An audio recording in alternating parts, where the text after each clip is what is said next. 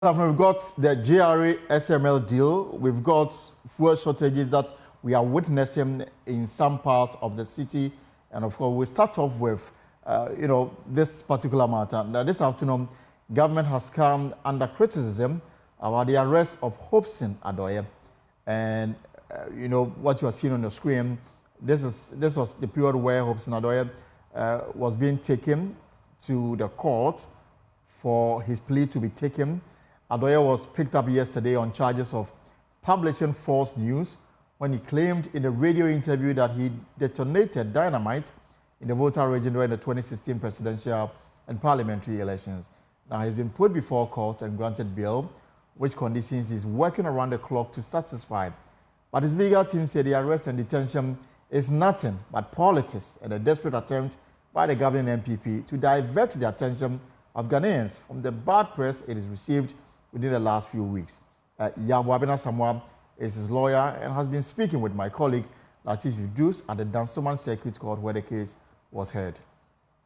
Part of the execution is that the investigator is satisfied the sureties are where they can find them. Okay. So now they are on a quest to look out at where the sureties live. And after they are satisfied the sureties can be traced, they will come back to the court to sign, and that will mean the execution of the bail bond upon which Mr. Adorye, Hopeson Adorye, will be released. I believe, traffic conditions permitting, within the hour they should be here. From where you sit, do you think you are in the position to get him to execute the bail? Yeah. Oh, absolutely, absolutely. We once the court has granted bail, the police are cooperating, and together with the police, we are sure to execute the bail before close of the working day. Let's come back to the charges. What do you make of the charges preferred against your client? I would rather not go there because it's still in process. In fact, they are not very firm about what they are doing or saying. They still say they are investigating, and that I think it was a provisional charge of publication of false information under Section 208. I don't think it's a very strong thing that they are doing. Basically, this is politics. I mean, let's be frank. This is politics. This is politics. Mr. Adorye has of late been a bit critical of MPP government's performance, and he's been particularly acerbic about some of the incidents that happened before. This, if you listen carefully to the tape that the police are seeking to rely on, he is heard distinctly on that tape telling the people he was speaking to that he had informed the president, about this incident, and at the time he was a candidate.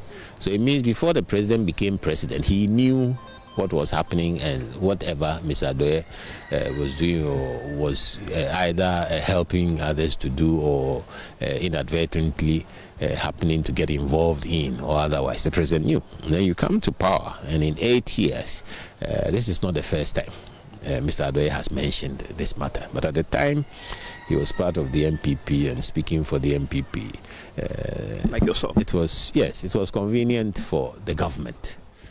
I would even say the MPP. It was convenient for the government. We have this dichotomy where individuals ride on the back of political organizations like the MPP, NDC, and then get elected, and then they use power for their own benefit. That's the bottom line. So the government, which came out of the MPP, found it convenient at the time not to bother with Mr. Adorye's pronouncements. Now, suddenly, they realize Mr. Adorye is a thorn in the flesh of the government, and is pushing the movement for change, the agenda of the movement for change, for an independent president, a president who will work for Ghana, who will not depend on the partisan separation of the authority of the state.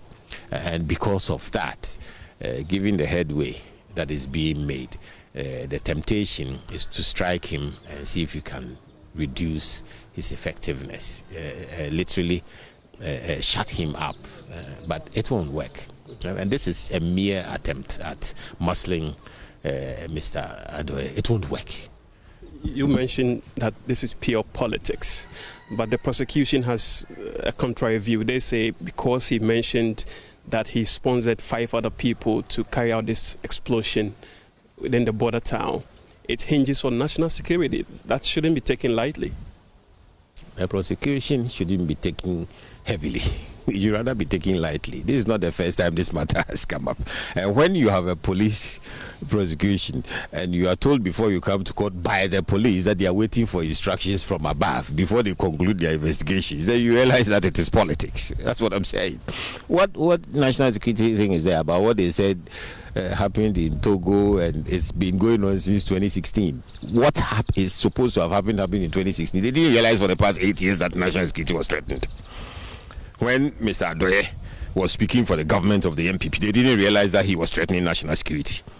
So when did they realize that Mr. Adorye was a threat to national security? After he became a member of the Movement for Change? When did he become a threat? The incident that happened in 2016 has become a threat to national security now. Is that what the prosecution is saying? Because it's a joke. Because it's gone public. It is a joke. It's been public all this while. Let's not waste our time on these baby political things. It's appalling.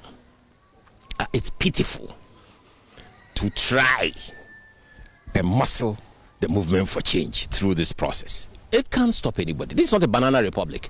This is a democracy. This is not acceptable anymore. That partisanship based on which Mr. Adorye has been attacked, it's not acceptable anymore, because somebody sitting in the government of the MPP, somebody in government believes that Hopeson Adorye's current posture is a threat to the survival of that government, and therefore he must be attacked. It is only in the interest of the government, and it's not even in the interest of the MPP. This doesn't inure to the benefit of the members of the larger party. It only inures to the benefit of a few people within government who are benefiting from the authority and power that the party has given them.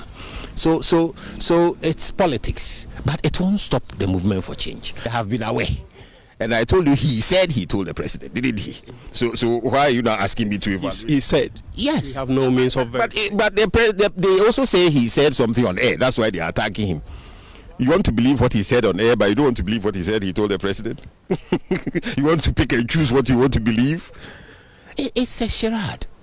It's not my business to evaluate Mr. Adorye. It's my business to look at where this is leading Ghana. It's leading us nowhere. You can't pick and choose victims and use power against those victims because they are politically not aligned with you. You can't do politically motivated things in the name of national security and create the impression somebody is a threat to national security when all along you've been with that person and you know that you knew, and over 8 years, all of a sudden, the person becomes a threat to national security because you don't want to know him anymore. That is not my business. Your campaign train has been very busy crisscrossing the country. How is this matter going to impact or derail the train, if you like? You want it derailed? I don't want it derailed. I'm only asking. It will be derailed. Your question? He's a key member of. He's a key member of your movement. Derail. Yesterday he was invited. We were in Accra. Today he's gotten bail. We're moving on. We are doing our own thing. Well, why are you thinking derailment? Derailment means that the government succeeds. Mr. Adorye is arrested, so the entire movement for change comes crashing down.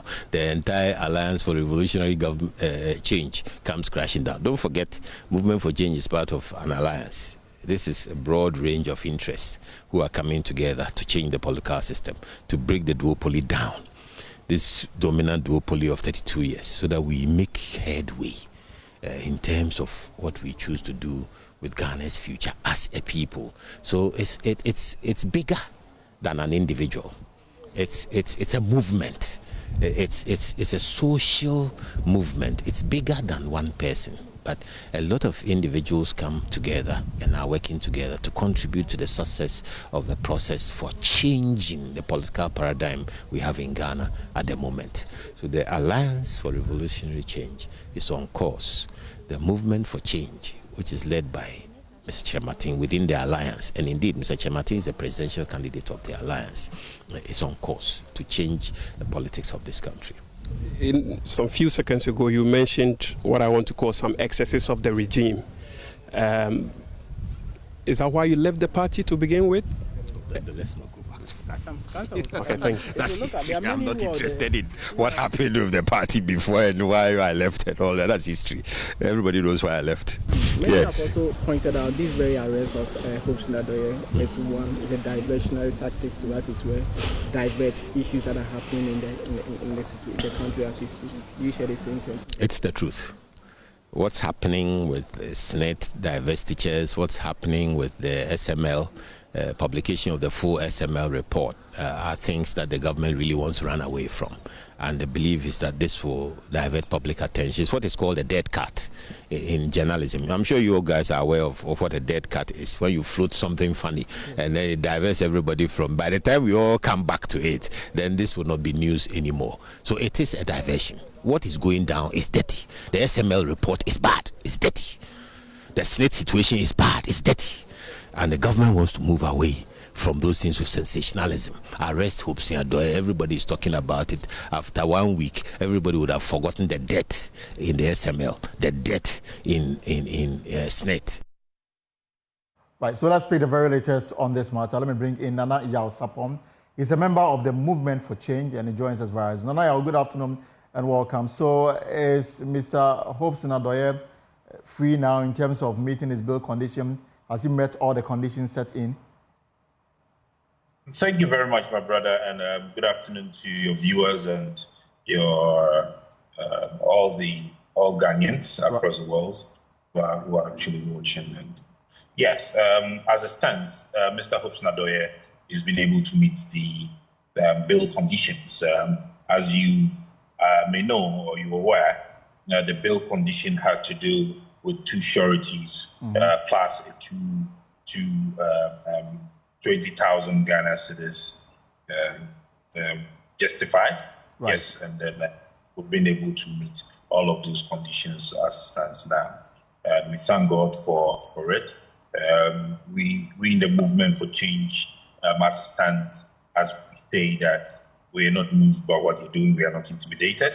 Of course, we know that whatever is happening is politically motivated, and we are steadfast. We stand as Ghanaians. As the president said in his inaugural speech, he says that we should be citizens and not be spectators. We are being citizens, and we are going to resist the oppressor's rule. We are marching forward, and we are very much focused. But the reason for the arrest is quite established. Why do you say it's politically motivated? The reason for the arrest is publication of falsehood. Now, this is an incident that happened, they claim happened in 2016. Now, is this the first person to make such a statement? In recent time, one of the very top or senior men in the NPP was on one of the network stations, said that when he was youth leader, when he was an organizer, he campaigned throughout the length and breadth of this nation. He said that he knows every single ghetto in this country. He knows all the criminals in this country. He knows where the armed robbers meet. Now, this person is around.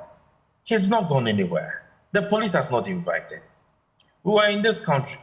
Somebody made a claim on one of the stations. I think I'm told he currently works with Ghana Gas. He said that the late Evans Jonathan Mills, His Excellency, was murdered.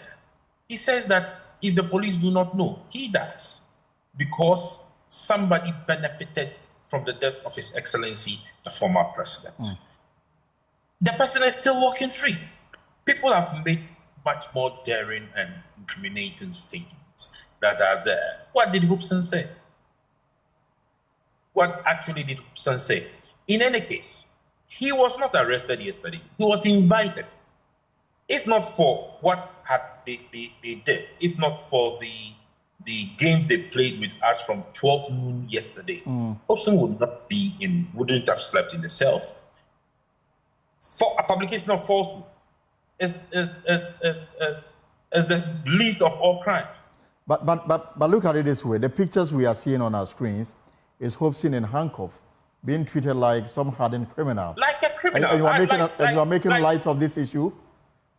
No, so you put him in handcuffs when you have not even charged him. You put him in handcuffs as if he's a murderer. You put him in handcuffs as if he's committed some high treason. I mean, in today's Ghana, where we have a certain president who is a human rights lawyer, they've not been fair to Hopeson Adorye. They've not been fair to Movement for Change, and we see this as a tactical way of intimidating us, but we don't mind. We are not intimidated, not at all. Not when we have come this far, and not when Ghanaians are ready to change the geopolitics, not when Ghanaians are ready to accept the great transformational plan instead of the normal and usual manifesto promises, not when the Ghanaians are ready to bring on board somebody as president who can have an impact, a positive impact to changing the economy. The cedi is $1 to a cedi is about 15 cedis, 35 pesos. That is what we should be arresting, and not somebody who has sat on radio to make a claim that you cannot even establish. Nana, just a quick question here. So the movement says that they want to break this duopoly between the MPP and the NDC. They want to come out as refined politicians who are after the interests and the betterment of the Ghanaian people, and of course the development. And that is what we are doing. The development of the country. But comments like these, comments that has landed Hopeson Adorye in trouble. I mean, you can't classify these comments as comments that we should consider from a group that is seeking to deviate from the policies that we've been used to. What you are failing to understand is that Hopeson was telling a story of yesterday. Hopeson was telling a story when he was uncircumcised. Hopeson was telling a story when he was unchristian. Now he's a born-again Christian. And so he's telling us that yesterday. So he's confessing his sins. Yesterday, this is what he did. He was telling us a story that yesterday this is what occurred. And as a change being as he is, he's moving forward and he's repented. That is my understanding. That is how I saw it. I mean, listening to the tape, he was telling a story. And so if I come to you and I'm telling you that when I was Mr. A, this is what we did. And because I am Mr. B, my leader does. I mean, even in that conversation, you will notice that that was when he made a statement that he was asked to take off the siren on his car and he didn't want to take it off. But the leader called him and said that, listen, this is not how we're going to go about things. This is a new era. We are preaching to Ghanaians that we are new. We are preaching to Ghanaians that we are bringing something more positive and we should be more focused. Take it off. They said we should apply. We have applied. They've not responded. Reapply. We would play the game by the rules. I mean, we are law-abiding citizens. Alain Tremontin is a fine gentleman. You know. I mean, you've been in the media space for some time now. You know he's a fine gentleman. You know that he will not allow his followers to do not to do things that are not unlawful. You know he will not allow that. And he's one politician who can hit his chest to say that he's incorrupt, and one politician who can hit his chest to say that he has never been negative towards anybody. And so, does it in any way affect the movement in terms of your plans and programs going forward? Knowing very well that he may have to be back in court. I'll not even let you know. Not at all. We are focused. We are focused. We are in high spirit. We are moving forward. We are the movement for change. We are bringing a change to Ghanaians, and Ghanaians are ready. They are accepting our change, and that is what is shocking some people. I mean, I think that some people least expected us to get to the extent we have gotten to. I am thinking that they anticipated that by now the movement for change would have been empty. But every single day we increase in numbers. Every single day we increase in strategy. Every single day they see Ghanaians accepting us and they see us winning. And that is what they are scared of. They are running away from the truth, from their shadows. And they think they can intimidate us. No, not at all. We are moving. We are going. The train is on. And we, as we speak, our leader has been invited to meet the Association of Ghana Industries. He's going to present to them his plan and what he has for the industrial Ghana and what he has in plan to move Ghana forward. And so we are very much My final question, so when are you doing in court, and Hopeson ready to defend his charges in court? The lawyers are handling that. He was granted bail. I think that they presented a date to the judge, and so it will be agreed on, and we'll go back to court, and then whatever procedure that is there will follow. All right, Nana Osapon, thank you very much. He's a leading member of the movement. Yes, of the movement for change. And the news this afternoon is that finally, Hopeson Adorye, arrested and put before court, the granted bail, has met all the bail conditions and is now home.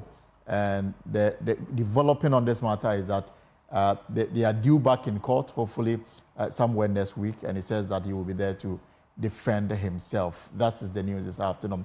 Another story we are keeping an eye on is the reported shortage of fuel in some pumps, in some fuel stations. We are live on the ground to meet the very latest, and this is related to the action taken by the tanker drivers union. They are on strike. They started a strike on Tuesday, protesting against what they describe as poor working conditions. The MPA, the OMC, they've all tried to step in. The matter remained unresolved, and this afternoon we are picking information that some fuel stations are beginning to run out of products. We'll be live on the ground to bring the very latest. But another burning issue that broke last night and is still a raging matter in the country is the KPMG SML report. Now, civil society organizations are making a fresh push for the termination of the SML revenue assurance deal with the Ghana Revenue Authority. They are also demanding the prosecution of states and SML officials who were involved in the execution of this deal. This demand follows the publication of the full KPMG report by the presidency. The report, among others, reviewed that the GRA, that's Ghana Revenue Authority board, did not deliberate or approve the deal, especially the contract signed in 2018 and 2019. We'll hear from the civil society organization shortly. But first, though, my colleague Kwaku Asante joins me with details from this over 300-page report that the presidency finally made it available. So, Kwaku, you're welcome. Thank you. First, what did KPMG find regarding the fees paid to SML? There's been controversy about whether the money is 1 billion. Well, it will be recalled that about 2 weeks ago, when the presidency published their white paper on this audit report and the findings that KPMG had done, at the time they had not published fully what KPMG had submitted to them. They did submit that KPMG had told them that SML had been paid a little over 1 billion Ghana cedis. If you look at the report today, the presidency's recollection of how things went is not incorrect, but there are those who say that that is not a full picture. Right. Because if you look at the report, the gross amount, that is the total amount DRA has paid without the taxes and everything, is 1.4 billion Ghana cedis. That is how much the SML has gotten under the performance of the contract. All the work they've done since it was signed, they've gotten 1.4 billion Ghana cedis. That is the gross. However, the net, that is if you deduct all the charges, taxes, and every other amount that SML would have to pay back to the state, that will lead you to 1 billion and 61 million Ghana cedis. In fact, when I spoke to the SML head of strategy on this show, she mentioned the same. Exactly. That GR actually took all the taxes before they were paid. Exactly. So that 1 billion Ghana cedis is what the presidency refers. So there's that, and civil society organizations have lodged on it. But the clarification is that there's a gross amount, there's a net amount. The gross amount is 1.4 billion Ghana cedis. However, if you net it with all the deductions, it comes up to about 1 billion Ghana cedis, and that is what GRA has gotten since this contract was started. There's also this controversy about SML not paying some taxes to the state. Well, we know that between 2018 and 2019, some amounts were paid to SML as part of the performance of this, and in particular, between 1st September 2020 and 30th April 2021, some bulk payments were made to SML. In fact, on some points, SML had taken money from the state for the work they had done, and GRA had collected the taxes. But on this particular point, between 1st September 2020 and 30th April 2021, the bulk payment that went to SML, the GRA did not deduct the tax. Of course, that is the responsibility of GRA, that when you are paying this, you need to deduct these withholding taxes. And that's what they are called, withholding taxes. GRA did not. And so that at the time amounted to about 13.38 million Ghana cedis. And because it has not been paid and GRA had not collected that money, there has been some penalties accruing on top of this. And all this has led to some 18.5 million Ghana cedis as penalty on this 13.38 million Ghana cedis. In total, that is 31.88 million Ghana cedis that GRA will now go and collect from SML as a withholding tax and a penalty. And KPMG makes the point in this report that they have to draw GRA attention that within this particular point, and contrary to everything that you always do by withholding these taxes, within this time frame, you did not collect these taxes.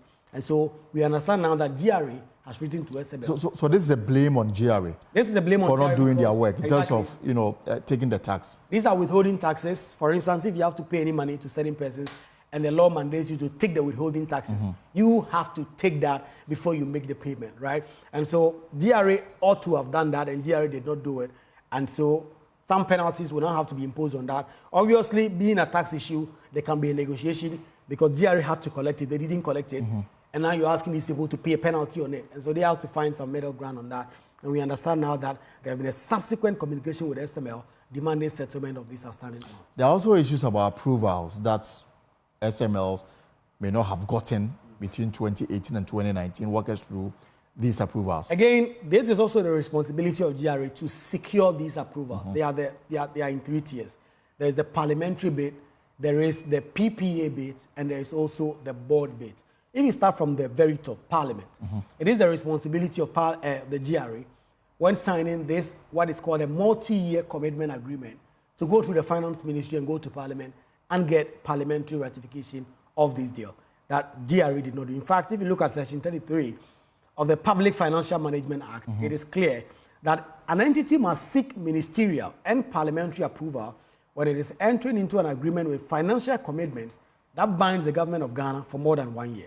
If you look at this contract, it's a multi-year contract, and so clearly they have to go to Parliament. As we know now, that hasn't gone to Parliament.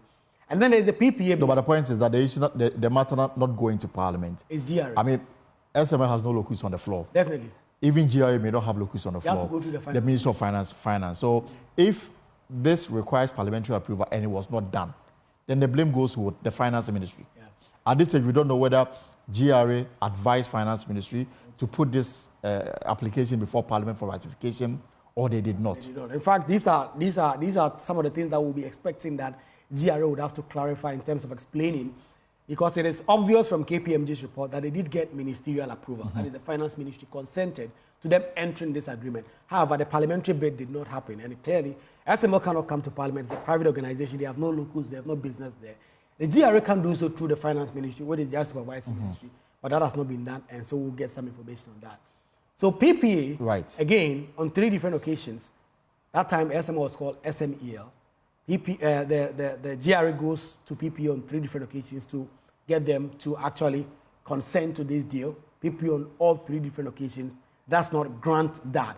And GRA still goes ahead anyway to sign some 6 contracts: transaction audit service, contract extension, price verification service, consolidation service agreement, measurement of audit downstream petroleum products, and addendum to measurement audit for downstream petroleum products. All these had to go to PPA before, but PPA did not approve. So GRA found a convenient way to do that by subsuming this agreement under an existing agreement with West Blue, so that they will be providing as a service provider. And up to some point, when the West Blue contract expired, they just gave the contract to SML to perform.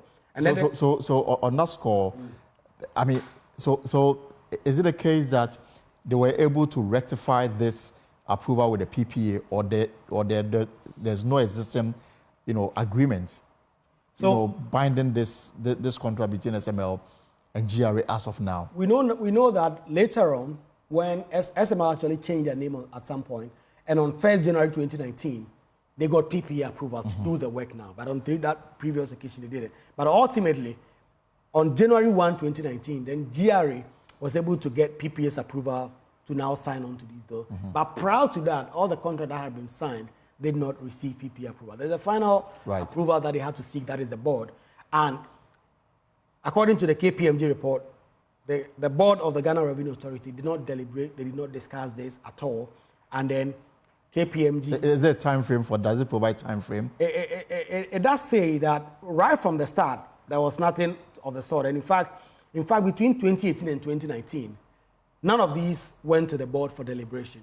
It would then mean that probably a management after decision. that has gone. But GRA then explains that the reason why they didn't go to the board was that the board had decided that if you're signing contracts that did not go beyond 4 million Ghana cedis, you don't have to go to the board. Okay. And at the time, some of those contracts they signed were exactly 4 million Ghana cedis or below, for which reason they did not go to the board for approval. There's also KPMG reports that suggest that SML did some work that led to some increase in revenue to the states. Brief us on that. Right. So based on the analysis using the ESLA, that is the Energy Sector Levy Act, the reported liftings per pre-SML, that is the dates that predate the period before SML came into the petroleum sector, it was seen that there was an increment reported volume that is attributed to the involvement of SML and is determined by 1.7 billion liters for that period. So if you look at the work that SML did, the incremental revenue that is attributable to the involvement of SML is 2.45 billion Ghana cedis for the period. And so within that period, the work that SML did per KPMG report was able to save the state about 2.45 billion Ghana cedis. And that is what SML has clearly laid out in this report. And that the fee of this, the state had to pay about 720 million Ghana cedis to SML for the same period. It constituted about 29.41% of the incremental value. KPMG's opinion was that that amount of money could have been negotiated downwards a little bit. But KPMG establishes that about 2.45 billion Ghana cedi revenue accrued to the state because of the work SML did. I remember the president's white paper on this before this report was made public. The president's statement concluded that, I mean, he had not taken anything out or added anything to the recommendation of the KPMG, and that he's only implemented what KPMG has said should be done in terms of the recommendation. As you have gone through this, does it situate well in what the president said in that statement earlier? Well, yes. In fact, the only difference from the summary of the presidency's report have to do with the 1 billion and 1.4 billion. And even again, when it comes to that, there's explanation as to whether you are quoting the net or the gross amount of money involved in this deal. So it appears the presidency's summary of KPMG's report is there. But of course, the people like Manasseh Azura, for instance, will see that the report is more damning because of certain findings towards it. But this is the generality of it. Again, KPMG, just like the presidency recommended that they should renegotiate certain terms. And which I'm told is ongoing. And if you cancel this, you have to pay SML the return on their investment, the investment that they've made into this situation. You have to pay that. And so, like you've just stated, we understand some negotiations are underway now to try and reach some compromise. And when Parliament resumes also, we understand that there'll be efforts to put those part of the deal that should have gone to Parliament back to Parliament so that they can ratify it. I remember when Samuel Atachan led, the chairman of the Mines and Energy Committee, led some members of the committee to the SMS operational area at Tema, and the comments that he passed. And then we also do understand that the committee, they've indicated that they want to also probe into this matter. Do you have an update on where they are? We understand now that they themselves had written to the president asking for this report for their work. Obviously, now the presidency have published this, and so the presidency will not even have to give them any other report because this is now a public document that Parliament can access. We understand that the Mines and Energy Committee is looking within the next 1 week to start doing some good work on this, because it will be recalled that in December, Parliament resolved that they were going to investigate this. KPMG have already done their work. There are those who say that it will not be necessary for Parliament to go back into this. But Parliament insists they want to also do some more work on this. And so we understand that in the next 1 week, they are going to start work on this. At the time, the minority insisted that they wanted this to be made public, a public hearing of a sort. We do not have any indication yet what the modalities is for this committee doing its work now. But we understand that within the next 1 week, the Mines and Energy Committee of Parliament, together with the Finance Committee, will start an investigation. Thank you very much. Kokwa Sante is our parliamentary correspondent and has been perusing through this over 300-page report by KPMG on the GRA SMS deal. Now, there's been reaction. The NDC has been wading into this controversy. National chairman of the party, Johnson Asiedu Nketia, claims the president published the report because the minority leadership insisted after a meeting with the president on Monday. It's been released. The president, no, maybe before I entered here, because this morning it was... The president directed that. It was a condition that Dr. Tuforsen gave. Right. When there was a meeting between the president and the leadership of Parliament. The president was trying to get their concurrence on a number of issues. On a number of issues and the approval of this so agreement. This was a barter. This was part of what the NDC said. So yeah, we said that look, we suspected there was something wrong, and then you put KPMG there to verify. The report is in. You don't want us to see it, and yet you want us to proceed to go and approve something.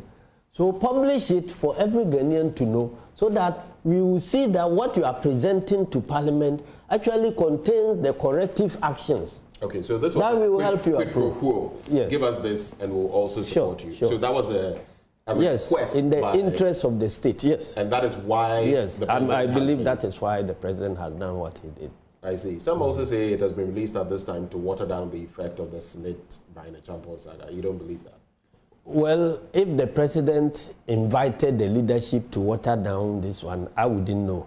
But I know it was a demand that civil society were making, and we were also making. Are you happy now? We now that it's been released?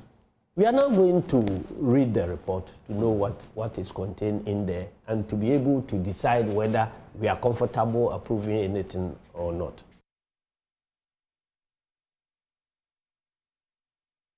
So we've got more from the NDC National Chair, Johnson Asiedun-Ketua, on other matters coming up on the pause this afternoon. But we're taking a short break. When we return, we also have this very disturbing matter of fuel shortages in some parts of the city. We have the very latest on that. Stay right there. This is the pause here on Joy News.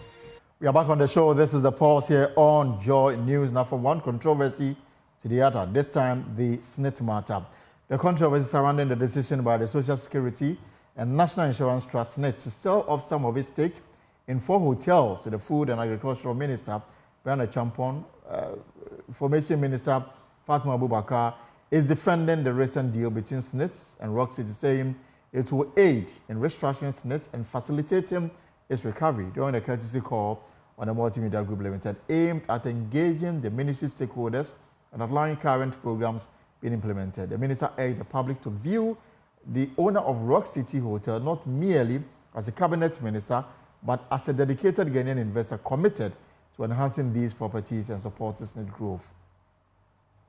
If there was a decision over 5 years by the fund managers that we want to divest, let us get other people who are able to inject capital so that these facilities are revamped, they are fixed in such a way that they will be competitive and generate more revenue. It's a good thing to do. Most of the successful businesses, when it comes to state-owned interests, you realize that the current trends everywhere is that they are running JVs, joint ventures, bring other people with capital, give them some shares. Also, not just about the money that they inject in, but also the technical capacity. It is not given that if you're a fund manager, you also have expertise in running hotels. So for sustainable models to run, it is also important that you bring people who have experience and who have capacity to run. And it is also interesting that people have forgotten that Rock City is now known as one of the biggest, if not the biggest, hotel facility in the sub-region. If that is the case, the kind of market they are drawing, the goodwill, the branding that they have, the facilities that they have put up, is a testament to the fact that competitively, just as any other hospitality company, they have capacity to bid. If these are open calls published in newspapers for everyone with interest to also come and show interest, and then all of a sudden, because a Ghanaian, irrespective of political parties, a Ghanaian with capacity and with the means to inject capital and take some shares so that he is able to revamp the businesses, upgrade the assets. And in this Accra, especially now that I'm in the ministry organizing conventions and events, you realize that we need huge investments in the hospitality sector. Have we looked at the processes that SNIT had to go through over the period? Did we have queries? Why were those queries not raised? Is it only because this person is also politically exposed. All of a sudden, his credit score is not taken into consideration. His financial capacity that precedes his political office and even precedes his coming into office as MP. It means nothing. Meaning, so far as you are a business person and you have business interests and investments, if you come into politics to serve the country, all of a sudden you don't qualify to participate in any sector. If we run such models and such commentaries, there is a temptation that the most qualified persons in private sector who have capacity to even come into policy making to say, we are coming to make a difference in government, will say, you know what, I have enough money, I have enough businesses, let me take care of my business interests and not think about coming to solve any problems in the country. Because he has become a cabinet minister, the portfolio affects his work retrospectively, and all other business interests and engagements that he has must cease. Let us look at it again. Right, former Director General of SNIT, Ernest Thompson, is calling on the Trust Board to halt the Rock City purchase of a 60% stake of some hotels owned by SNIT. Anti-corruption campaigner Adam Sinanu is urging SNIT to abrogate the entire deal. Now, Samuel Harrison Kujo is Programs Officer at the Ghana Anti-Corruption Coalition and joins us for some perspective on this matter. Sami, you're welcome to the pause. You heard the Information Minister. Are her comments justified? Good afternoon to you and to your viewers. I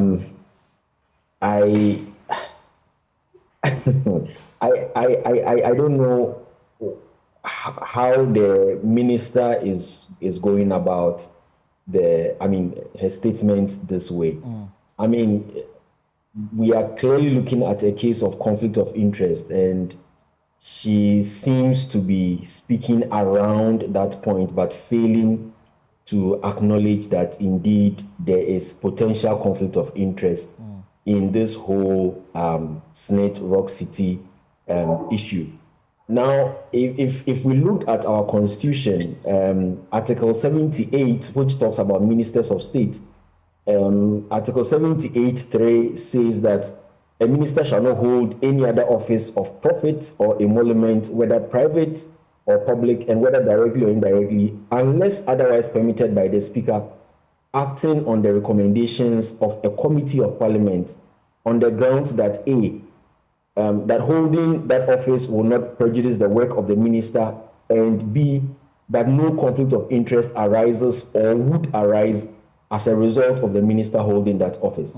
Now, here is a minister who is a beneficial owner of Rock City. We haven't been told whether he has divested himself of any interest in Rock City Group. We haven't been informed whether he has placed his interest in Rock City in a blind trust and so has no dealings with it. He says he's the sole owner. But as of now, he doesn't take any salary or emolument from the hotel. Please. Once he is the sole owner, when profit comes, who does it go to? Yes, you don't take salary. But when profit comes, you don't take the profit also? Or you have relinquished your ownership of that hotel to someone else. From where we sit, this is a clear case of conflict of interest, and the minister should not even be attempting to explain it away in any other means. What we feel is that for good reason, SNIT should immediately abrogate the process. SNIT should be transparent with us regarding all documentation on this deal. In fact, we would even be interested in seeing the other people who came forward and how much they committed to putting in, right? But this whole issue about a Ghanaian and he will not put his money, it doesn't wash. I think that the minister was speaking around the point. There is potential conflict of interest, and we need to cure that issue. Let's chew a little longer on the conflict of interest matter. And I want to introduce in another element. Now, the minister owns the hotel. He's the sole owner. he has told us that because of his role as a member of parliament and a minister of state in charge of food and agriculture, a cabinet minister, he's not involved in the day-to-day administration of the hotel. So how they run, the money they make, he doesn't come, he doesn't earn a salary. Put aside the SNIT matter, and let's also focus on another angle to this whole narrative. Governments or public events are mostly held at the Rock City. Even as we speak, directors, chief directors are holding a 3-day conference at the Rock City. It was opened by President Akufo-Addo yesterday. Parliament has had conferences and seminars at the Rock City. In all of this, contrast and engagement ongoing at the Rock City, do you still think that the element of conflict of interest is probable in these ongoing engagements where public events are held at a hotel? Yes, so to the extent that the Minister of State is beneficial owner of the property, he may not be taking salary, but when the company makes any profits, it comes to him. To the extent that he is beneficial owner of that property, then we are dealing with issues of potential conflict of interest. Now, what is the main thing here is that the fact that we have not spoken about other potential conflict of interest situations does not mean that we cannot speak about this one. You see, so yes, directors and all are doing business with Rock City Hotel. We are not sure what processes they went through and how, the procurement and how they arrived at it. But in this particular case, with the SNIT issue, we see clearly a potential conflict of interest, and we feel that, it's about time we sat down to have a conversation about it. And that is also the reason why in our press conference yesterday, we called on the president to send the Conduct of Public Officers Bill to Parliament so that we can have this bill passed and have some law governing assets and liability declaration, gift giving, and conflict of interest. I think it's about time the president was bold enough to take that action, because we cannot keep talking about this every day and we do not see any accountability. We do not see anybody being punished for placing themselves in a conflict of interest position. Remember, we had this same conflict of interest thing with the PDS deal, where an MP who was said to be a company secretary, and he said he walked out during the voting and all of that. It doesn't augur well for us. That is why we are saying that let's abrogate this deal. But beyond that, let's look at systemic changes past the Conduct of Public Officers Bill, so that we can situate conflict of interest properly in its place and then deal with it. So my last question before I let you go. So your suggestion is that SNIT should pull the plugs. This afternoon, we managed to get a circular that is basically telling the management of the 4 hotels that they should give access to workers of Rock City. Giving indication that the deal is almost at the final stage, and so they should be allowed to inspect what they've been told. How do you respond to this? You see, one, management of SNIT should understand that it is the Ghanaian workers' money that makes SNIT. So when Ghanaian citizens are saying, let's abrogate this deal, let's go through every documentation, let's be sure things are being done right, I think it would have been in their interest if they abrogated the deal and we talked through this properly. You see, like we said yesterday, it may even be a good deal for SNIT. But SNIT needs to talk to us whose money makes up the SNIT, so that we are convinced that we are on the right path. I think that how SNIT, management is treading now is quite unfortunate. There's too much secrecy around this thing. It's not too late. We are still asking SNIT to abrogate the deal and to show levels of transparency by getting us to go through all of this process again so that we are sure that we are getting the best deal for the hotels that they want to divest. But we are still saying that the conflict of interest has to be cured, and that can be done only when we get the president to send the Conduct of Public Officers Bill to Parliament so it is passed, and then now we can situate it properly and deal with it. Thank you very much, Sabi, for your time this afternoon. And of course, he is with the anti-corruption coalition, and he spoke about the conduct of the Public Officers Bill. When I had the Deputy Attorney General in this studio, he promised that they will put it before Parliament before the expiration of the 8th Parliament. We are already in May, almost about entering June. There is no indication that the bill has been presented to the floor for it to be taken to first reading and subsequent consideration. We'll keep an eye on this matter and report accordingly. But this afternoon, the strike action by the Ghana National Petroleum Tanker Drivers Union is beginning to bite hard, as the Tanker Drivers Association says. Some filling stations in the Western and the Ashanti region have started recording shortages. The drivers laid down their tools on Monday, May 20th, demanded approval of a policy to improve their salaries and working conditions, which they claim has been pending at the National Petroleum Authority since November 2023. Tankers remain grounded across the depot, even though the MPA is expected to meet with the drivers and other stakeholders this very afternoon over the matter. We'll check the reality on the ground. First, though, let me speak to the National Vice Chair of the Ghana National Tankers Drivers Union, Sunday Alabi.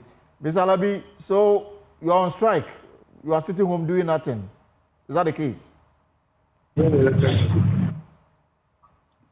Like, I'm not connecting. Yes, Ms. Alabi, good afternoon, if you can hear me. I mean, you are. I can hear you. Yeah, today is day 3 of the strike, and we are picking information that some fuel stations in the Ashanti and the Western region, they are beginning to record, empty containers. Is it what you anticipated?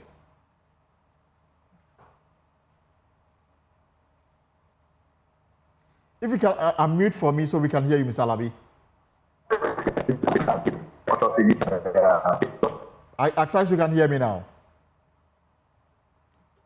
All right, so we'll try and re-establish communication with Mr.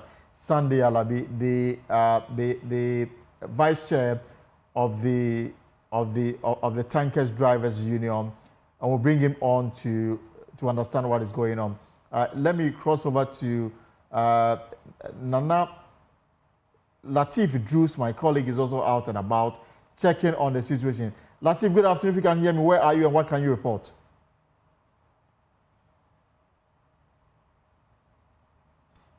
Yes, Latif, good afternoon. So we are coming to you live from the Nima roundabout. There is the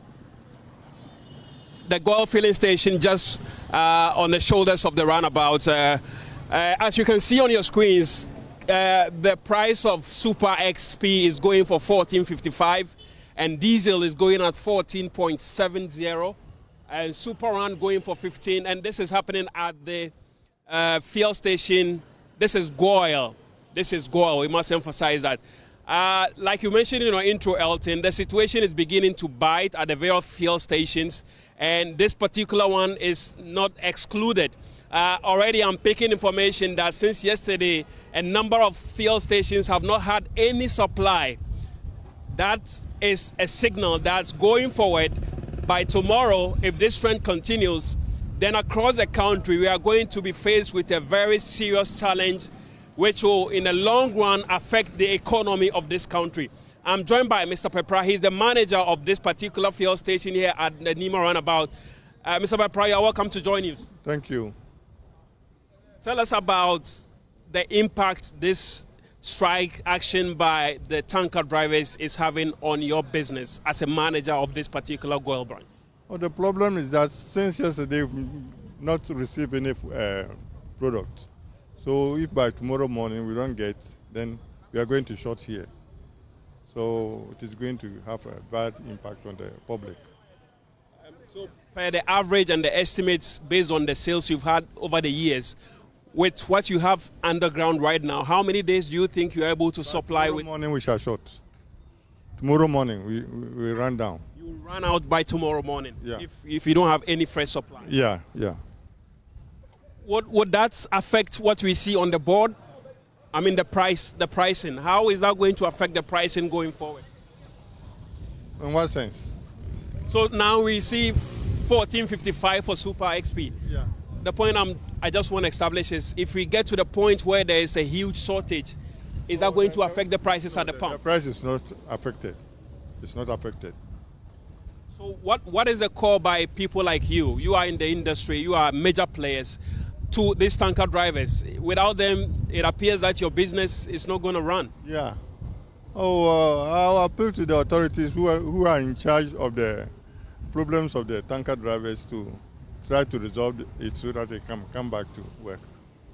But your one key player or stakeholder is the MPA. They say they didn't employ these tanker drivers. No. It's the tanker owners that employ the drivers. So we have to come to a compromise and see how best we can come together and solve that problem. Are you hopeful that this is going to be resolved soon? Oh, I can't tell. I can't tell because I'm not a member of the committee who are planning this thing all together. As managers of these various stations, how much voice do you have in this? Oh, as a manager, we don't have voice in it. If we are transporter of the product, then you can say something. But a manager of a station, we are not involved in those things.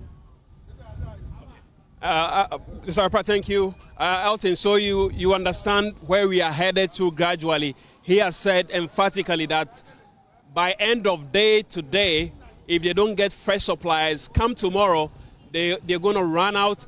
What that means is that for motorists who buy fuel at this particular Goil station here in Nima, this place essentially will be close to business. You cannot get fuel at this particular fuel station if the tanker drivers do not call off their industrial action. I'm just trying to engage some of these motorists, if indeed they are aware of the situation and how prepared they are in the event that we have this shortage at the various pumps across the country. Let me engage this motorist, first of all, to find out what he makes of the situation. You're welcome to join him, sir.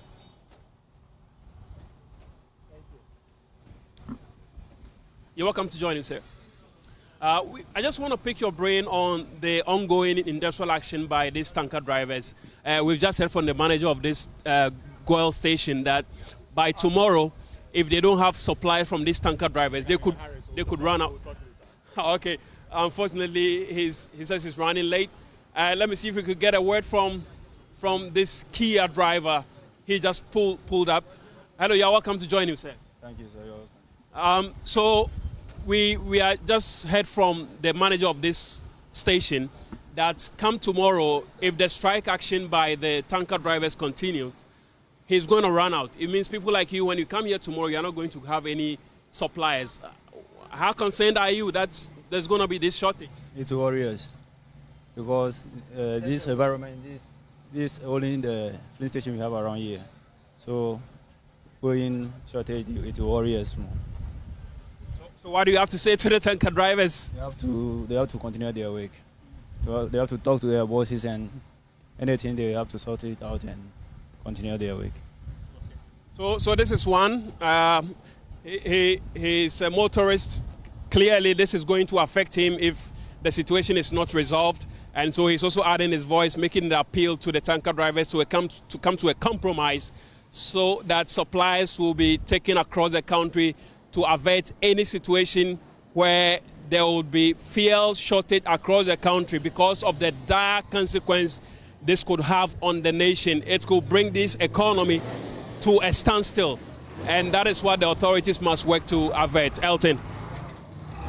Much Latif Idris, and Latif is reporting live from the Nima roundabout Goil filling station. Now let me bring in Sunday Alabi. He's the vice chair of the National Petroleum Tankers Drivers Union. Mr. Alabi, I guess you can hear me loud and clear now. You hear me too? Right. So you heard from the ground. I mean, one of our reporters reporting from Nima, and this Goyle fuel station says that if by close of work today they don't get supply, they will run out of fuel tomorrow. I guess this is what you anticipate your strike action will bring. That's not what we want, but there's nothing we can do about it now. Because we are just fighting for our people to have a nice salary and a nice livelihood to live on. That is why we embark on this action. So, if I may ask, I mean, you started this action on Monday. Has there been any overtures from the MPA, government, the OMCs, your owners to have this matter resolved? We understand there's an ongoing meeting at the MPA. Yes, we are about to enter into a meeting as we speak.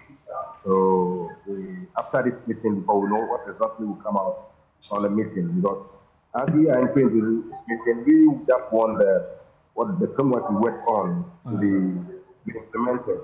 Because there are several things in this framework: the end of service benefits, insurance issues, hospital issues, and road expenses issues. So we are just expecting them to agree on this framework, because the guideline of the procedure, like the study of. We've lost the connection to Mr. Alabi. Mr. Alabi, can you hear me? Yes, please go on.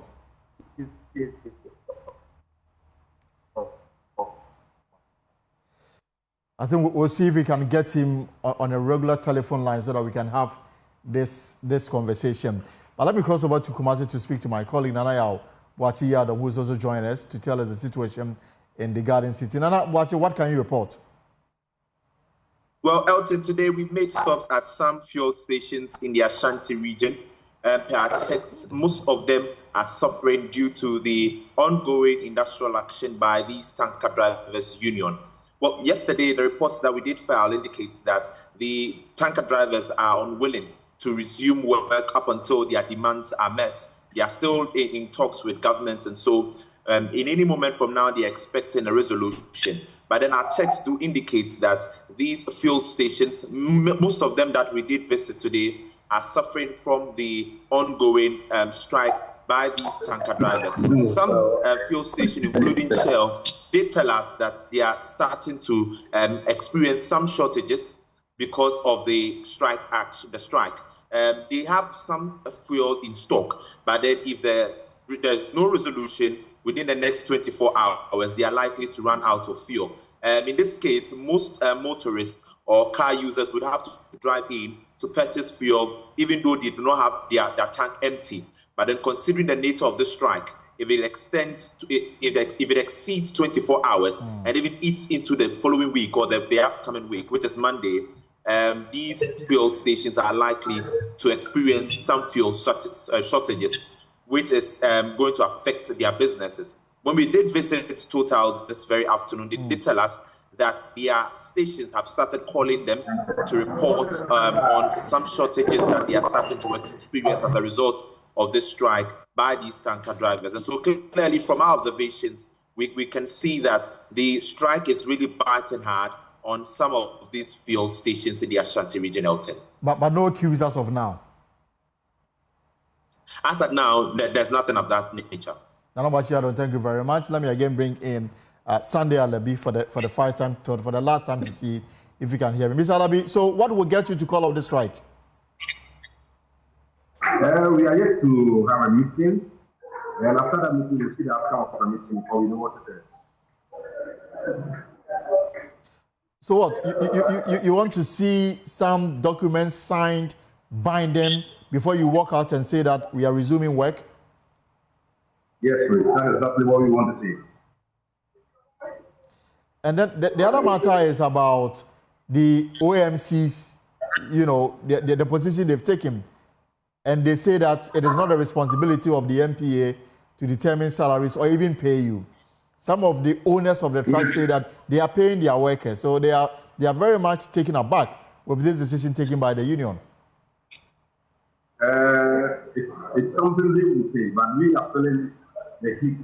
So what we are saying is just to defend their stand, because if 10% are paying, 90% are paying, they are not doing anything to help us. That is why it's not anything that will pay us directly. We have a margin in the EPF price going up. That is what we want them to take away from the transporters and pay to the drivers directly. So the OMCs has no hands in this. So we don't know why they are objecting to this framework.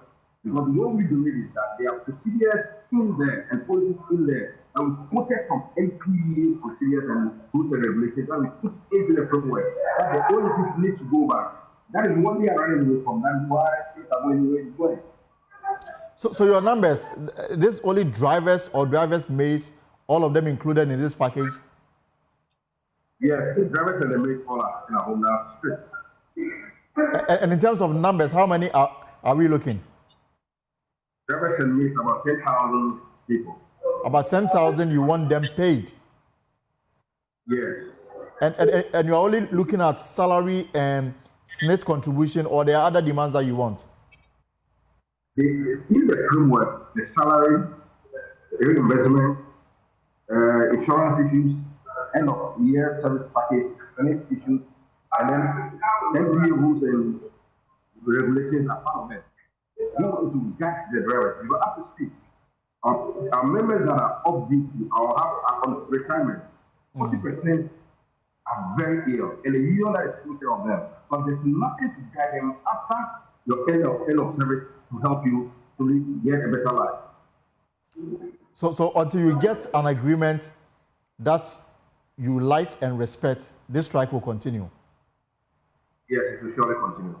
All right, thank you very much. And if I may ask again, what time is this meeting starting? I've been entering this meeting as we speak. So after having this interview, I'm just walking to you. All right. Sunday Alabi, we'll reach out to you after the meeting to see if you manage to, address the concerns and move forward on this matter so that this does not escalate into something that we are not prepared for. Thank you very much. And so Sunday Alabi is the vice chair of the Tanker Drivers Union, and they are now entering into a meeting with the National Petroleum Authority to discuss their issues of salaries, SNIT, and other conditions of service. Said their members are in their 10,000s, and they want all of them paid through a structured system, not what exists now where the owners pay them whatever they want. They think that it is not the best. And already we are getting reports from even here in the capital city of Accra, just around Nima here, where a Goy filling station, they've made it clear that by close of work today, if they don't get supply, tomorrow there will be no fuel. And that, I'm sure, is going to be a picture you are likely to see, no fuel in some of these fuel stations if the strike continues. And we are keeping an eye on this matter very much. Now, some young girls in Ghana are trading sex for money to be able to purchase sanitary towels. This devastating revelation comes from a survey conducted by Send Ghana, a non-governmental organization whose research has revealed that some ladies in some parts of the northern Ghana, southern, and some coastal areas cannot afford sanitary pad, and they engage in sexual activity. There's more in this report.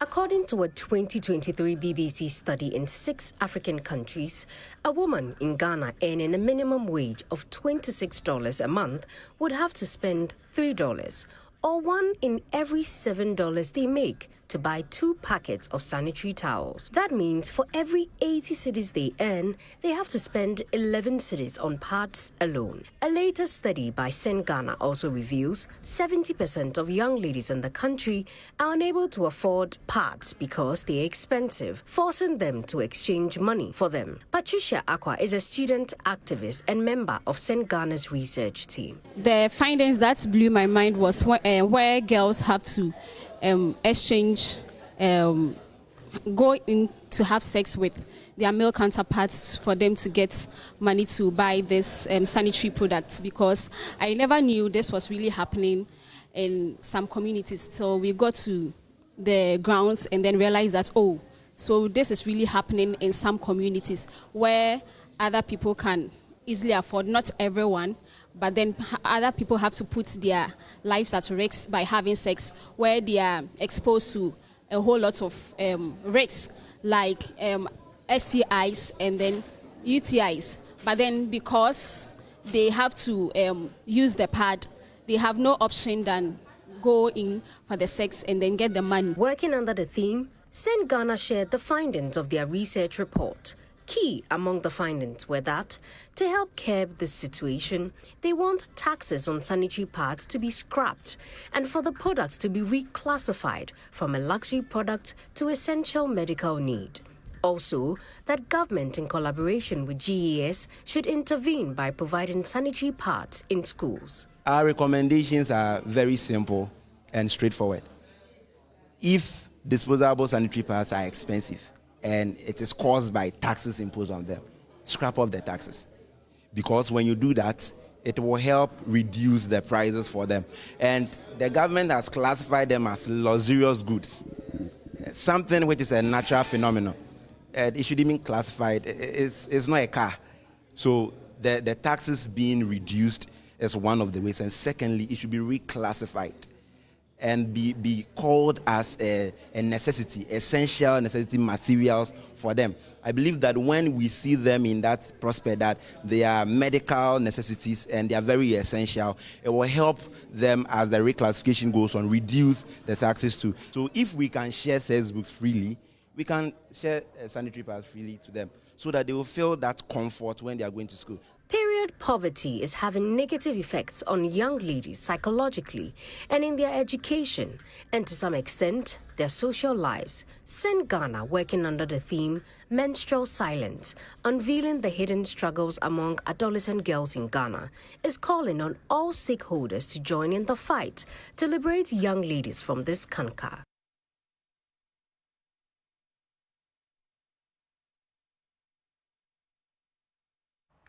Right, so joining us for more on this is Latifa Abdul-Hadi. Latifa, you're welcome. And of course, Isaac Jetro, youth advocate and researcher. Isaac, you're also welcome. Thank you very much. So what did you find in this search? I mean, alarming outcome, people trading search for sanitary pad. Okay, so I'm sure that someone somewhere might feel that we were just saying it, or it's just something that occurred to us, but we were on the field. We administered questionnaires, we had face-to-face interviews, and then we had some key informant interviews too. So during those interviews, we spoke to some of the girls, and then they told us that sometimes that is what they have to do in order to be able to purchase a sanitary pad. So therefore, they are left on their own around these periods? Yes, they are. Because let's say a household income is like 50 cedis or 100 cedis a month, and then they have 3 or more female children, and they are all menstruating in the same month. And now a sanitary pad costs 17 cedis, 18 cedis, and some are even 20 cedis. So a household that has an income of 100 cedis needs to buy like 3 different sanitary pads for their 3 females. It's a difficult thing to do. So if their parents are not able to provide for them, they tend to fall on that other measure to be able to get a sanitary pad. So Jetro is basically about affordability. Yes. And the fact that their parents are unable to afford it. Yes. So how you treat yourself during that menstruation period is entirely your business. Is that what you uncovered? And some parents actually said that when they are having difficulties in providing and the girl child comes home, brings a sanitary pad home, it's glory to God because they realize they are helping them reduce some of their financial burden. And as to how they got the money to buy, they don't really find out. Because at the end of the day, what we need... It probably will be quite obvious to them. Yes, and a young lady said if her mother has already budgeted for what to buy with the money in the house, I mean, budget is closed. And unfortunately, she realized she's menstruating. And the mother have to use the food money to buy sanitary pad. And it's not possible to go hungry and use money to buy sanitary pad. So they rather go out and then do what they have to do to get the money to buy the sanitary pad because it's needed. So that's what goes on. And I guess this is more pronounced in poverty endemic areas. Because I've looked at the regions that, I mean, you brought these findings. And basically the coastal and the other areas. So for urban areas, the situation might be different. Is that the case? Okay, I'll not say like very, or maybe there is a vast difference, but then it is a little bit better. Because during our interview in the northern region, there is a village we had this interview in, and then we realized that because of how expensive sanitary pad is, there is this store, a provision store, that sells one piece. Just one out of the pack? Just one, yes. They just remove them one. They sell it for 1 cedis in the northern region. But my understanding is that for a lady to have a very, to have it in a more comfortable way, you might have to change it like 3 times in a day. Yes, yes. And so maybe 3 times 5 days of the week, then you are talking about 15. 15 cedis. Yes, and then the affordability become an issue. Yes, please. And so for such people, if they are unable to afford and they don't want to engage in sex in return for sanitary pad, how do they survive? Did you get that information too? It will amaze you to know that some people go as far as using socks to absorb their menstrual blood. Shocking, right? Right. But it's happening. Some people use socks, others use rags, and others even use leaves. Grass. Leaves to absorb their menstrual blood. So menstruation has become a very expensive venture Very, very for a lot of young ladies. Some parents are able to tell you that the disposable sanitary pad is what they need because that is quality and it helps. But if she is not able to buy for the adolescent girl, she goes to cut her clean, and they term it clean clothes for them to use. And you don't know how clean that will be.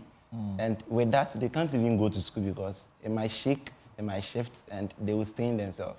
And that brings in stigma and other related issues. So they are able to stay home and they are missing school hours. Some of them go to school and low concentration. And it's affecting their education. Because we're looking at period poverty, we are not only looking at the affordability of the menstrual product. We are looking at wash facilities and the education as well. So even if there is affordability of menstrual product and there is no wash facility, there is no better education, educating them, we are still poor in terms of their period. And these are these 3 findings we notice in this 6th district that we lack in all these 3. So it looks like Ghana is purely periodically poor. And that's too serious. We will come back to recommendations going forward. But I just also want to find out, in researching into this, has there been pregnancy as a result of people engaging in what they thought was good for them to keep their personal hygiene? Has there been reported pregnancies as a result? Yes, there has been a whole lot. Because when you fall on that measure, I mean like a man buying sanitary pad for you when you're on your period and then he demands for sex in return, it is possible for you to get pregnant when you have sex or when you don't even have knowledge that you need to protect yourself in order not to get pregnant and all. We recorded some cases like that, yes. And people are also refusing to go to school because of the stigma that you mentioned earlier. Yeah, because when the clothes are not really, should I say durable, if that is the right word, because when you use a cloth, it can shift and then you can stain yourself. And when you stain yourself and someone sees it, you might be made fun of.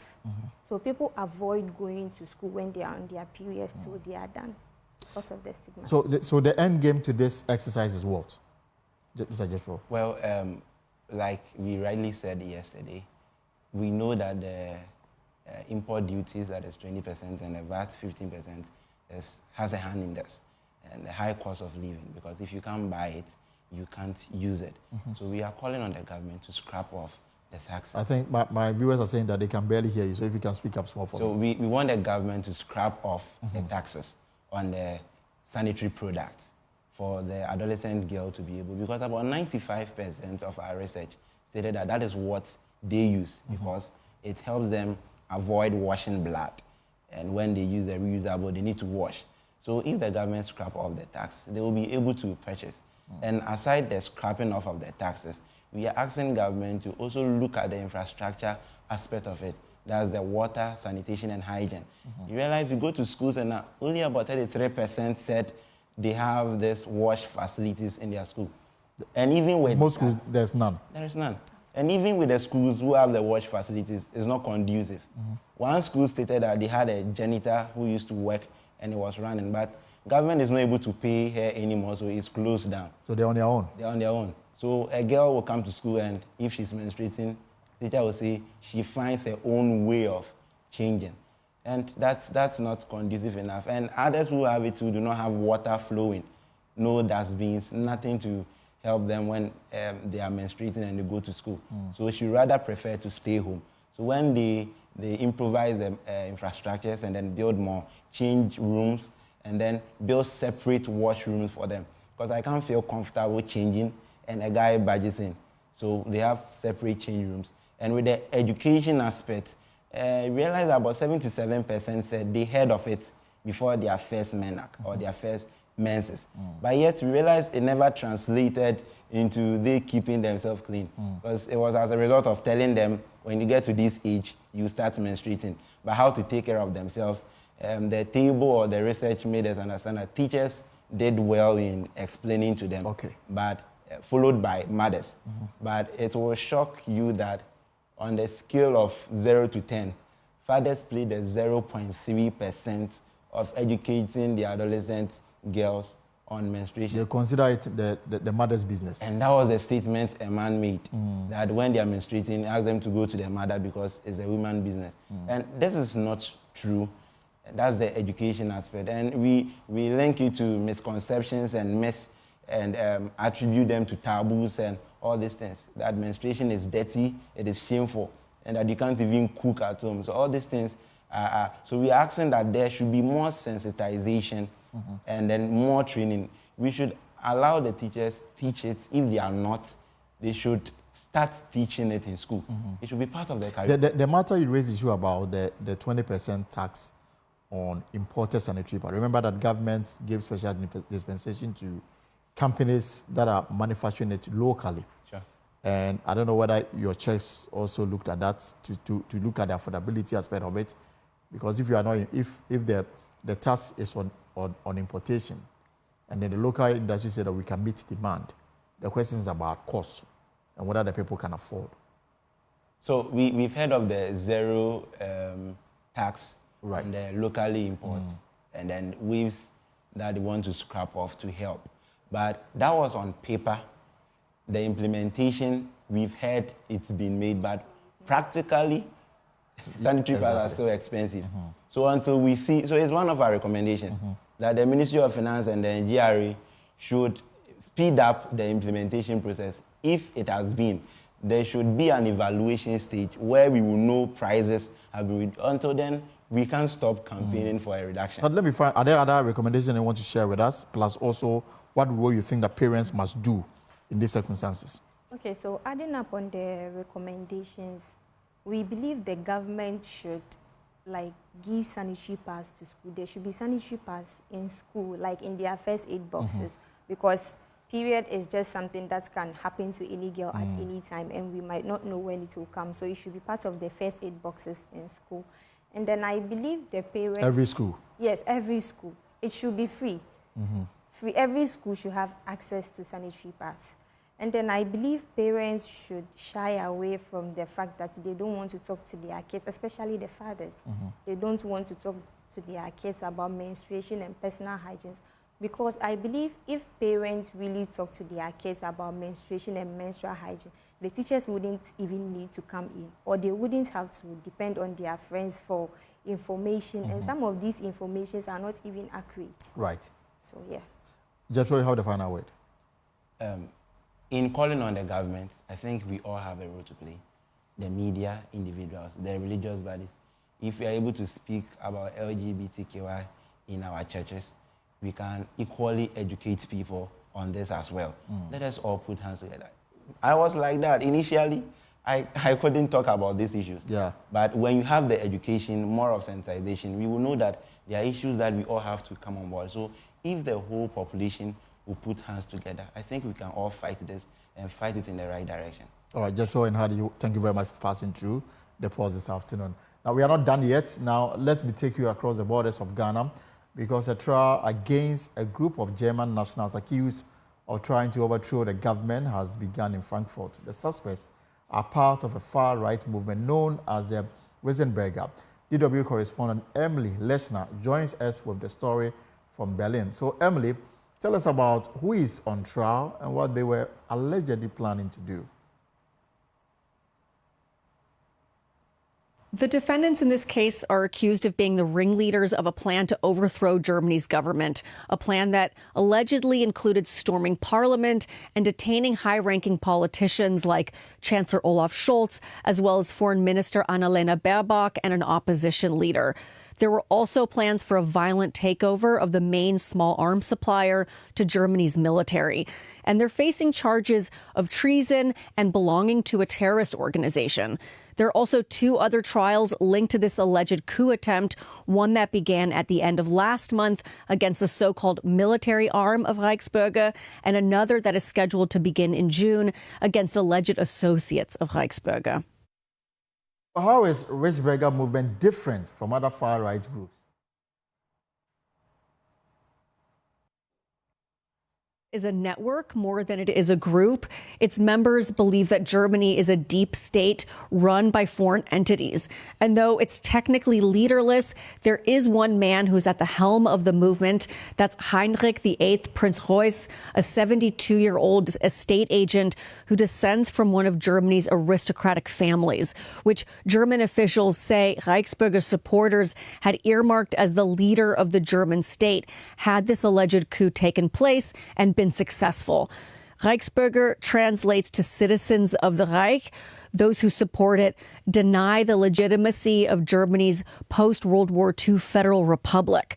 And the fundamental belief underpinning this group or this movement is a rejection of Germany's constitution, its legal system, as well as its institutions. And Reichsbürger supporters have even produced some of their own aspirational documents like passports and driving licenses. And Germany's federal prosecutor says they had planned to renegotiate a treaty with World War II allies, including Russia. So how big is this movement in Germany? German intelligence officials say there are between 20 and 23,000 people in the country who pledge allegiance to the Reichsbürger. The average Reichsbürger supporter is 50 years old, male, and socially and financially disadvantaged. And though, of course, there are some prominent members who are outside this average, like Heinrich Reuss, and the woman who was earmarked to serve as the justice minister after the coup attempt. That's Birgit Masak-Winkemann, a former judge and a representative of the far-right AfD party in federal parliament. Along with Reuss, she's one of the 10 defendants currently standing trial in Frankfurt. All right, thank you very much, Emily Leshner from our partners at DW TV in Germany. Well, that's our show for today. Tomorrow, same time, Friday, we'll be here with a Friday edition of The Pulse here on Joy News. My name is Elton Brobe. Whatever you are up to in the hours ahead, I hope is profitable. This morning, the chairman of the NDC, John Zasenu Ketia, sat down with my colleague Benjamin Kapo, and he spoke about a lot more issues. I will leave you with that. This morning with none other than the chairman of the National Democratic Congress in the person of Johnson Asiedu Nketia. I don't know whether it's still apt to call him General Mosquito. It is General Secretary days and General, but now I don't know whether we should shift to chairman. Good morning. Thank you. Good morning, my brother. And thanks for coming. Thank you. You're welcome. I cannot help but start the conversation here. We should have started this conversation a long time ago. Yes. Thanks to the power outage. And yes, we do have systems in place, but even the systems were affected, and we're now starting off this conversation. What has been your experience with DUMSO so far? Or should I say DUMCSC? Well, maybe it may not be all about DUMSO, but I've gotten used to my programs being interrupted in like manner in other studios. So maybe it is DUMSO, maybe it is something else, but I don't know. Whatever the case is, we thank God that we are back on air, so we can continue the program. Well, good to have you. But let's just do this. How healthy is the NDC as of today? And I ask this from the position of, if elections were held today in Ghana, presidential, parliamentary, how do you think the NDC would fare? How healthy is your Well, if free and fair elections were held today, we win hands down, one touch. There will be no runoff at all. Our concern is about how to secure free and fair elections. So that's where we are focusing now, because our message has been accepted. The two parties have been tried. There are opinion polls that have been churned out, and everything points to a one-touch victory for NDC. But as has been said by some Russian president, that those who vote decide nothing, and those who count the votes decide everything. So we are focusing on those who will be counting the votes and those who will be providing security to make sure that elections proceed uninterrupted. So that's where our focus is now. And you're saying basically that if elections were held today, let's take away the other factors, and I'll get into them. I'll peel them like onions, layer by layer. Yes. But on what basis would you say that your party would have a one-touch victory? Some of these polls, you know that polls are relative. Polls can disappoint. We saw polls go horribly wrong when Trump became president. We've seen polls fall through in the past. Are you relying on polls? Do you really have the numbers?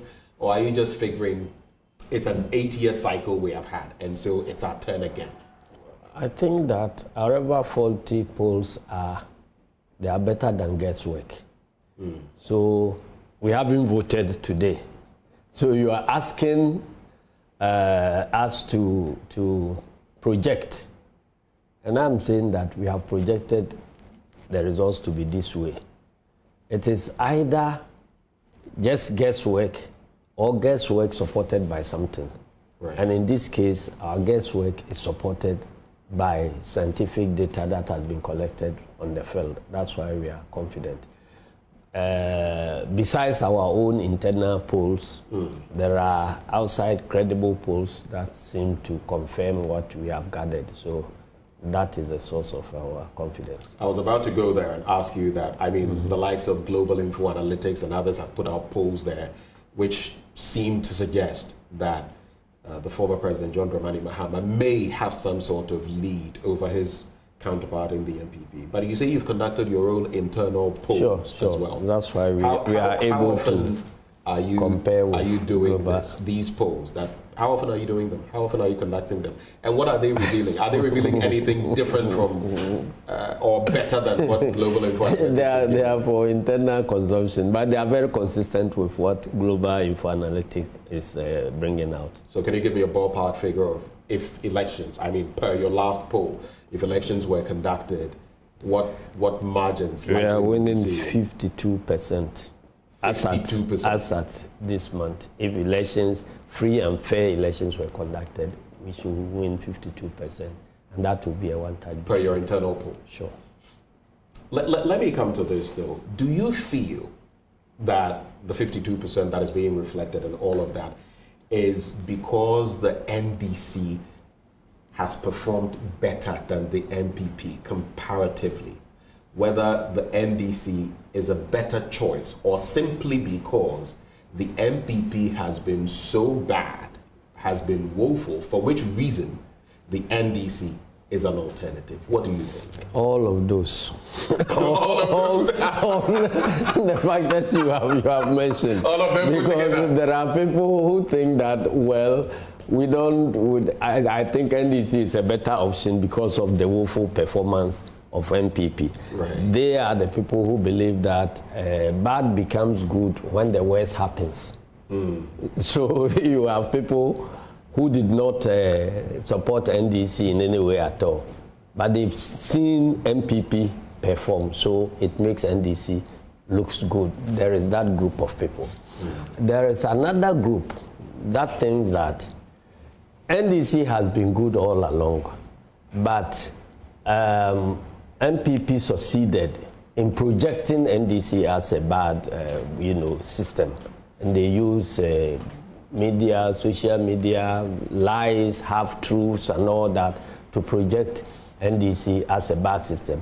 And now their own lies are catching up with them. So the truth is emerging, and that has vindicated every step that NDC has taken, which has been classified as bad, to be the right thing that should be that we should be doing. And so that's why I'm saying all that. Everybody has a reason. And then, finally, there are those who think that whatever happens, we are under some form of misgovernance. So let us remove the government before we even think about who will replace that government. Because whatever happens, the bottom line is that the nation is under some siege. The nation is, the nation has been hijacked. Our institutions have all been reconfigured to serve personal interests instead of public interest. So let's get rid of this bad system before we even figure out who will take over. But that's also a dangerous prospect. It's like taking a leap of sense versus a leap of faith. Faith will tell us that take a leap of faith, but sometimes jumping into the unknown could be disastrous. That is what we are trying to avoid, because you see, when you have a bad system in place, then everybody thinks that any other thing is better than what we have. And so, without thinking about what the possible replacement is, they'll be going in. And that's how, in the past, some dictators have been produced. If you go to Italy, that was how Mussolini was produced. You go to Germany, that's how Hitler was produced. And so we have a risk that if we are unable to rescue this system and we continue, the next leader who will be produced may be worse than anything at all. That is why we think that at least we have seen the work of President Mahama and we have seen the work of NDC.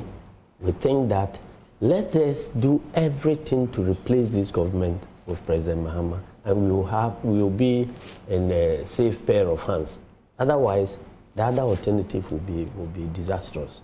And so, and see, when people lose faith, not in just the government, but in life itself, and they think they don't have anything to lose, they become very, very dangerous to society.